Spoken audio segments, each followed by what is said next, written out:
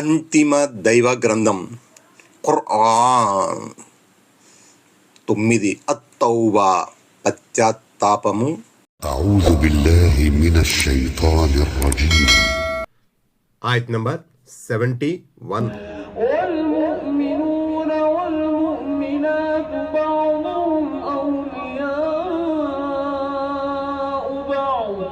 يأمرون بالمعروف وينهون عن المنكر ويقيمون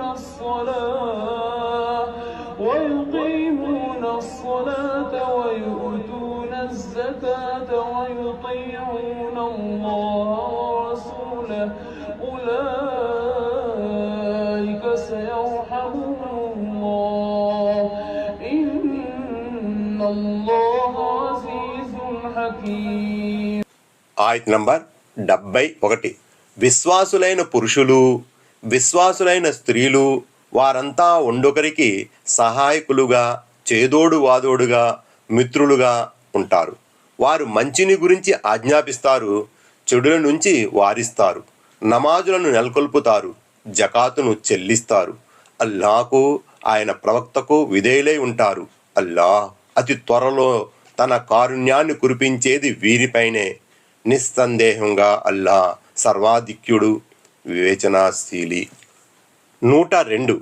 నిందార్హమైన కపటుల దుర్గుణాలకు దీటుగా ప్రశంసనీయమైన విశ్వాసుల సద్గుణాల ప్రస్తావన ఇక్కడ వచ్చింది.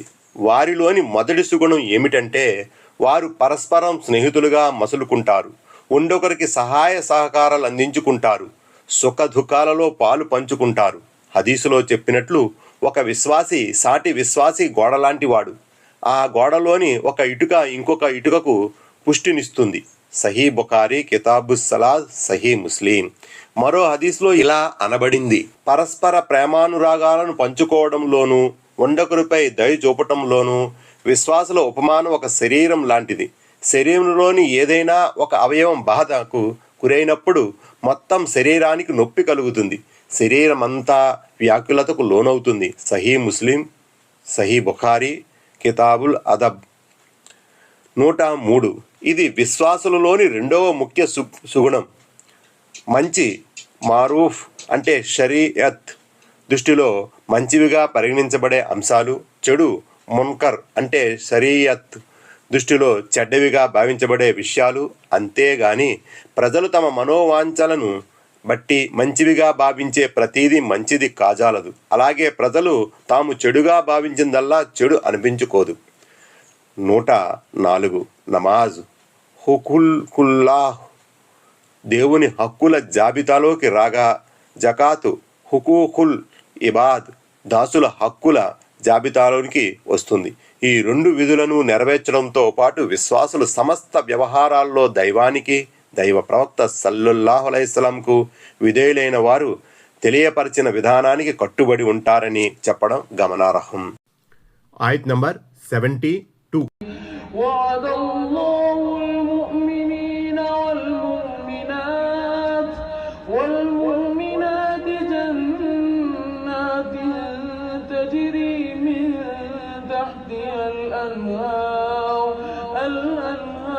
خالدين فيها ومساكن طيبة في جنات عدن ورضوان من الله أكبر ذلك هو الفوز العظيم.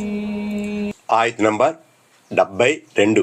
విశ్వసించిన ఇలాంటి స్త్రీ పురుషులకు క్రింది కాలువలు ప్రవహించే స్వర్గ వనాలను ప్రసాదిస్తానని అల్లాహ్ వాగ్దానం చేశాడు. అక్కడ వారు కలకాలం ఉంటారు. శాశ్వతంగా ఉండే స్వర్గ వనాలలో పరిశుభ్రమైన మేడలు వారి కొరకు ఉంటాయి. వీటన్నిటికీ మించి అల్లాహ్ ప్రసన్నత వారికి లభిస్తుంది. గొప్ప సాఫల్యం అంటే ఇదే. 105. ఆ భవనాలలో ముత్యాలు, పగడాలు పొదగబడి ఉంటాయి. అరబీలో అదన్ అని అనబడింది. దీనికి పలు అర్థాలు ఉన్నాయి. వాటిలో ఒక అర్థం శాశ్వతమైనది అని. 106. స్వర్గవాసులకు స్వర్గంలో ప్రాప్తించే అనుగ్రహాలన్నిటికన్నా దైవ ప్రసన్నత రూపంలో లభించే వరం ఎంతో పూరకమైనదై ఉంటుందని హదీసు ద్వారా కూడా రూఢీ అవుతుంది. సహీ బుఖారీ, ముస్లిం, కితాబుర్రి కాఖ్, కితాబుల్ జన్నత్.